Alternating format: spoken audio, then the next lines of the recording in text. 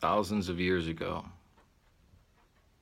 a believer once asked, "Why doth the heathen rage?"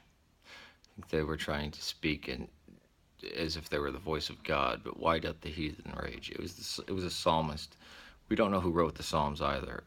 Some cases we do, but I personally don't believe that King David wrote a single psalm. Why doth the heathen rage? Because when I say things like the Bible is the most accurate and most testified work from antiquity and most reliable, people who are not historians, people who have no concern of of, of history or archaeology, will immediately contest it, as if I'm trying to make a point about fundamentalist Christianity or evangelize to them or proselytize, even though proselytizing is not allowed in our religion. Now, again, this is part of Julianism. There is something creepy where there's a special hatred for Christianity, and a needing to blame Christianity, even when terrorist attacks and massacres happen in the name of Islam by Muslims. Still, it comes back to, well, Christianity's worse. And they'll say the most horrific things about Christians. Here's one thing about the genocide. When I was speaking out against the persecution of Christians, there were plenty of these Julianists that denied that it happened. Said, "Oh, why? Because you can't teach creationism in schools anymore." No, I'm talking about the thousands killed in Syria.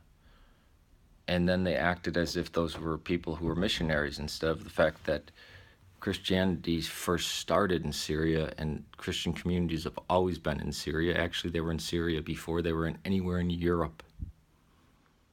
And that Antioch is the oldest Christian see. It's older than Rome. I mean, more than Jerusalem. It's the home of Christianity. And that my patriarch in my church, which was displaced in Damascus, they're being slaughtered because they're Christians. That our fellow Orthodox brethren in Egypt were being lined up against the wall and shot. The Philippines are being killed. Our Orthodox brethren in India, the women are being raped and the men are being killed and the boys are being castrated. Iran, Lebanon, Turkey. I mean, it's madness, and yet they're blind to this. Doesn't matter. Doesn't matter. The wholesale slaughter that happened not even 2 decades ago in East Timor.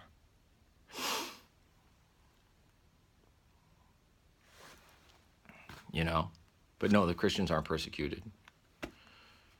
They jump to, oh, you think you're persecuted because you can't. I mean, their whole mind is American-centric.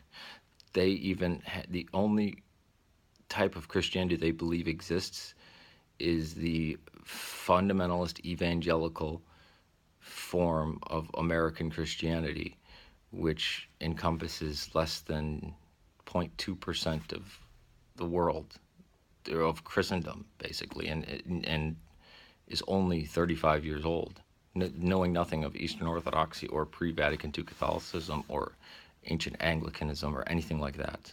Or they don't even know that Oriental Orthodox exists, or that Egypt was never was a Christian kingdom for the last few thousand years, or last 1,500 years. It only fell to Mussolini in the 40s.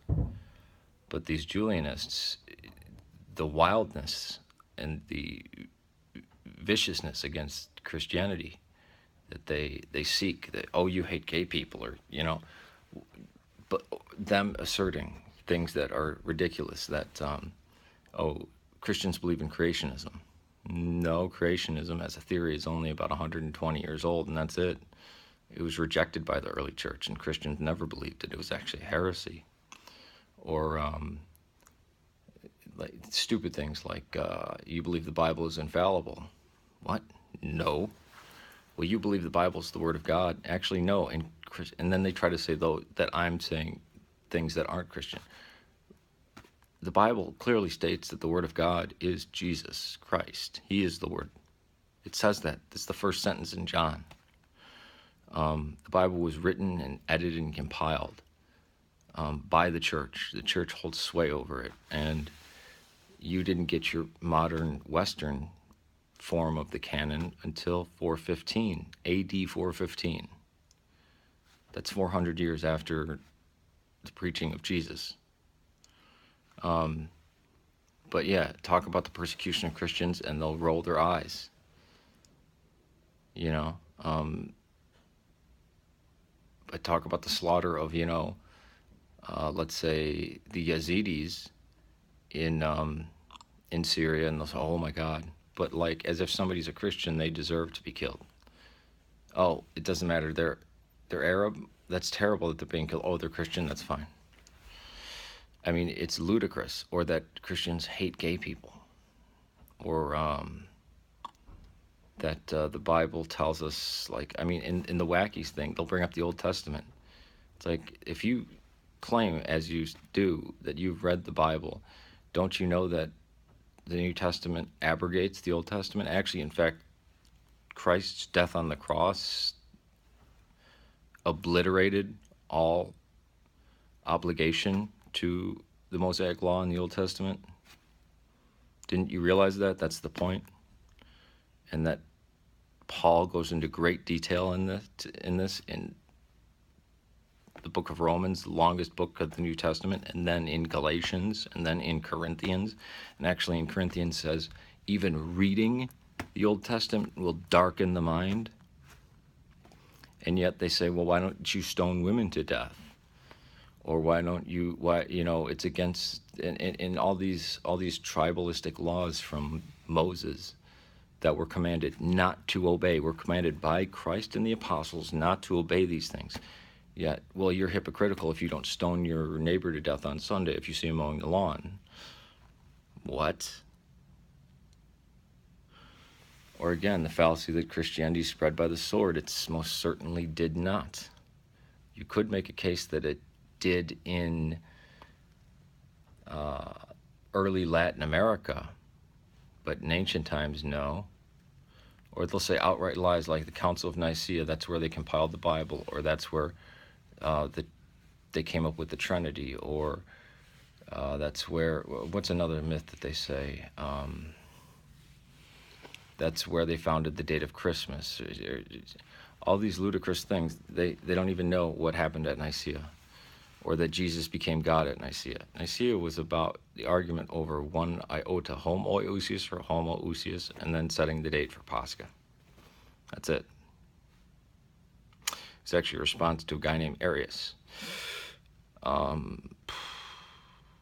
Constantine didn't persecute any pagans. In fact, he didn't make the empire Christian. That didn't happen until after he just stopped the great persecution, the wholesale slaughter of men, women, and children by Diocletian and Maximus and Licentius.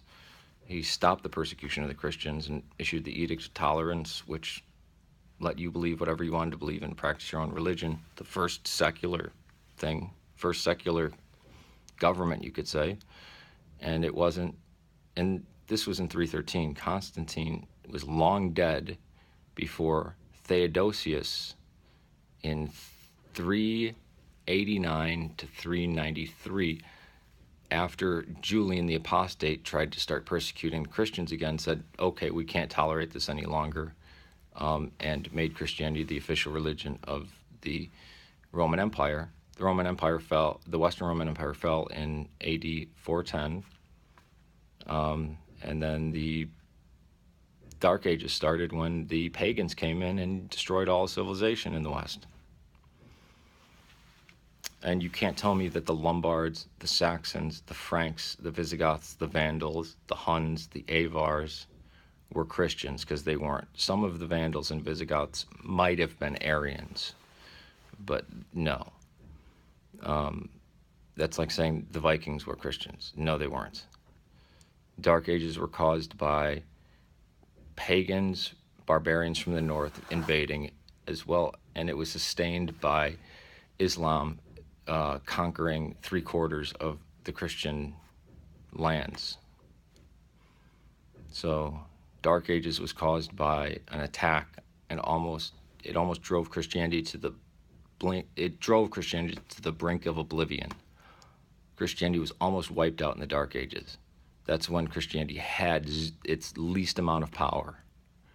And yet you hear these idiots like Bill Maher say, oh, well, that's when the Bible ruled. No. Oh, yeah, not to mention that Christianity ended slavery 3 times in history. I mean, ended it, like worldwide ban. So much as they could. I mean, throughout all of Europe. They ended it twice. And then, again, it was the Western countries that had to outlaw slavery. Slavery still exists in Muslim countries, by the way. But yeah, why doth the heathen rage? These are Julianists, and I call them that, named after Julian the Apostate. And it's people like Bionic Dance and the other Christophobes. Christophobia, that's a good term. I should say that because it is an irrational fear and hatred of Christianity, whereas Islam you should be afraid of and dislike it because it wants to kill you. But Christians have never stoned anybody to death. There's a fact for you. Peace to you.